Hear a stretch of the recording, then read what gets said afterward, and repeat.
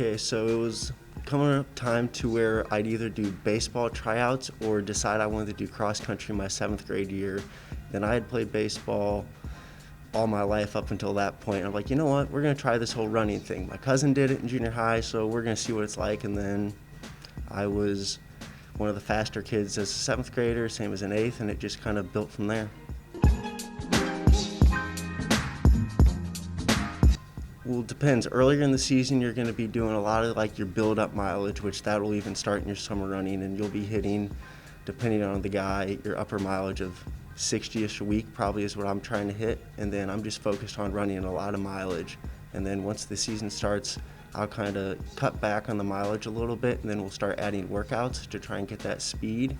But so you're wanting to have those like a little bit longer workouts, like a tempo or like mile repeats, where you're kind of getting your lungs and legs used to moving quicker while still covering that longer distance. I really try not to distract myself during a race, because if I'm not in the race the entire time, I'm going to slow down. It's happened before, it'll probably happen again. But I think at one point, it was a weird day, it was funky weather, it was cross, I think regionals my sophomore year, and it was like 17 degrees out, snow on the course, and I'm mile 3, and we run past like cars pulling into the parking lot for the next races. I'm like, man, it must have been a rough drive to get here today. I'm like, where did that thought come from? But that was probably like the oddest thought of just like, it was not related to anything that involved me or anything. But yeah, that was probably my weirdest thought during a race. So the steeplechase is 7.5, right? 7.5 laps of you jump. There's 4 barriers, which is basically a hurdle, and then 1 water barrier, which is the same height as the others, but you jump into it and you try to only land in it with 1 foot so you don't get that wet. But ultimately, it's the funnest race I've ever ran. It's the most unique because it's got hurdles, it's got this water barrier in it. You're worrying about other guys' placement on how they're jumping over the barrier, and then you have to focus on another thing. And so it's like running, but you're putting a lot of thought into it. I need to jump from here if I want to make it over the barrier without hitting it. So you can't touch the barrier with the hurdle over it? You can touch it, you can jump up, put your foot on it, but ideally you want to go over a regular barrier like a hurdler would go over a hurdler, because it takes less energy and it's more time efficient. Adjustment for that was tough. Going into outdoor, I was looking forward to running steeple. That's my race, is how it kind of started. And then so losing that was a big blow to like motivation. And what motivates me as a runner is racing. And without racing, it's like, okay, guess I'm just gonna go back to doing the mileage and just hoping races are gonna happen. And so training was affected a little bit. It's gonna happen when you lack your motivation, but as long as I was keep running, I'm doing what I need to be doing. Hopefully races are gonna happen. Unfortunately, cross got canceled, but luckily we're able to have practices, and then so you can run with teammates again. You can hopefully do a couple time trials, see what you're at, and not like keep that competitive spirit up, which you kind of need. This summer was interesting. I was working my internship while trying to run, so I was working a little under 40 hours a week. So I'd work 7 to 3, get home, have a small snack, bottle of water, let that settle, and then I'd go for my run, and then come back and then eat dinner, and then rinse and repeat for the rest of the summer. What was your internship doing?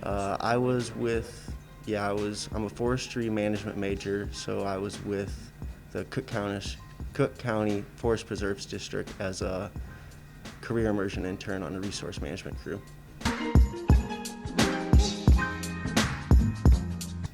My dad has been involved in sports since he could basically walk, and then he was a wrestling coach for basically the time he graduated high school up until around high school. For me, he wanted to see me compete, and so he kind of stepped back from coaching so he could watch me. And then the same with my mom. She competed as soon as she could walk, played sports all throughout high school, and then ended up playing field hockey at Central Michigan University.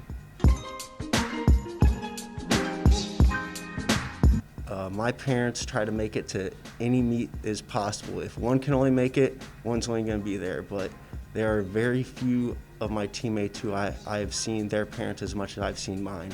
It's as much to, if it's driving from where I'm from to conference in River Falls, they drove like 14 hours that day. They drove up, watched me race for 10 minutes, talked for another half hour, and then made it home. And it's like, it kind of makes you step back and relax. I got some amazing parents that they want to do this and they want to watch me compete more so. Well, he's close, let's go watch him. No, if we have the free time, we're going to go see him.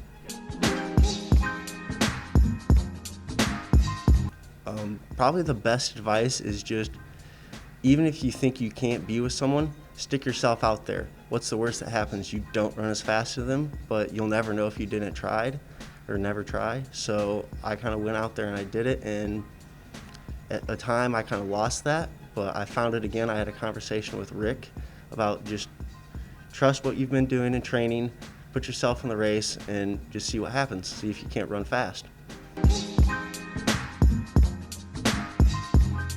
Depending on the night, sometimes we'll have the team pasta parties, so each different like class kind of like brings different things, so someone provides sauce and noodles and all that. But if we can't do that, honestly, I'll still do the stereotypical carbo load the night before, but not as much as I used to. It's more of just, I try to make sure I drink plenty of water the day before, and then about an hour before bed, I'll drink one of like the big 32-ounce Gatorades. I started that in high school and I PR'd the day after, and it's just kind of, I do it every time now. I'd have to say Chow, which he's just kind of an interesting, nice guy, loves being out there. And then if you know who he is, he's got the longer blonde hair, he'll dress, he'll have the sweatpants tucked into the socks, having a grand old time. But he's probably the more, if you see him, it's like, oh, it's that kid.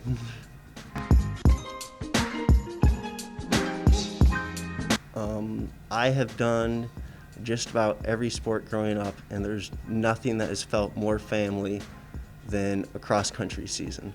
No offense to track, no offense to other stuff, but cross-country, you're all out there. For girls it's 6K, guys it's 8K, but you just kind of form that bond of, in general, sometimes it sucks, and having other people with you there, it just kind of forms a bond that we're in this together, we're doing it together, we have fun during practices, before practice, after practice, meet up. Some of our guys disc golf, other guys go fishing. We might play frisbee or ultimate frisbee on a day. It's just, we make time to spend with each other when we're not running, and so it just kind of forms from there, and you kind of find your people who you can hang out with, but all in all, we're one big family, and we're going to be cheering for each other on race day.